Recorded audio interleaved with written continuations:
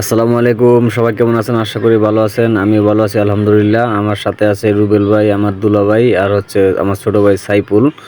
তাই রুবেল ভাইয়ের মনটা বেশি ভালো না, তাই রুবেল ভাইকে নিয়ে একটু নদীর পার ঘুরতে আসলাম। তাই রুবেল ভাই বললো যে ওই পারে যে একটু ঘুরে আসি আর কি, মনটা ভালো লাগতো। তাই আর কি আমরা একটু নৌকার ভিতরে উঠে ওই পারে যাইতেছিলাম, আর নৌকার মাঝামাঝিতে আপনাদের সাথে গল্প করতেছিলাম। নদীর ভিতরে নৌকার উপরে এই দৃশ্যটা খুবই ভালো লাগতেছিল, তাই ভিডিও না করে পারলাম না। আর মাঝি সে নৌকা চালাচ্ছিল ধীরে সুস্থেই আর কি, আমাদেরও সময় দিচ্ছিল, তাই একটু ভিডিও লং হতে পারে। ওই কীর্তনখোলা নদীর আমি ট্রলারে পার হয়েছিলাম।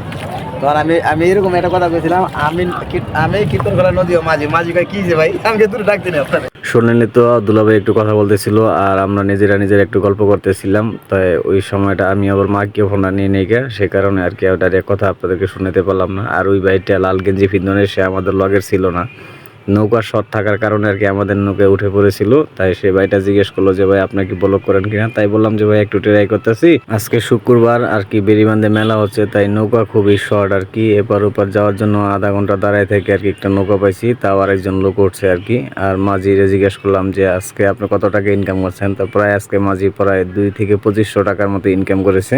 আর এমনি তো প্রায় 1000 টাকা বা 1500 টাকার মতো ইনকাম করে। আর বর্তমানে ইনকামটা একটু বেশি, ট্যাক্স ওরকম দিতে হয় না আর কি। সরকার পতন খাওয়ার পরে সবাই একটু সুবিধা পাইছে, ব্যবসা বাণিজ্য করতেছে।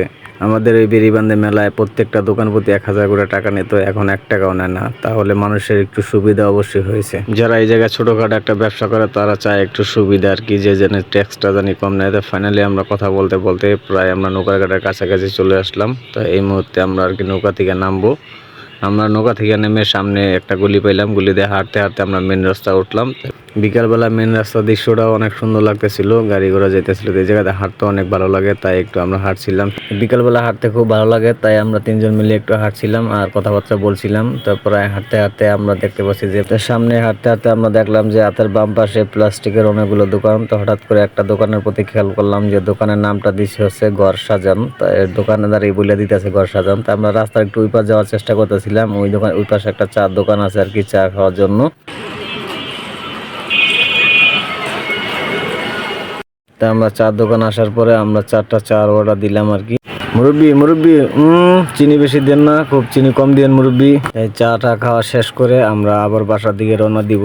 তাই বাসার দিকে রওনা দিতে এদিকে নৌকার ঘাটে সিরিয়ালি পাচ্ছি না, তার সামনে আমরা আবার নৌকার একটা ঘাট আছে, ওই ঘাটের থেকে চাইতেছিলাম আমরা ওই পারে যাব। তাই হঠাৎ করে নৌকার ঘাটে এসে দেখি একটা নৌকাও নাই। আধা ঘন্টা দাঁড়িয়ে থাকার পর আবার নৌকার ওই পারে গেলাম। তাই এই পর্যন্ত আজকের ব্লগটা, আবারও নেক্সটে কোনো ব্লগে দেখা হবে। এই পর্যন্ত সবাই সুস্থ থাকো।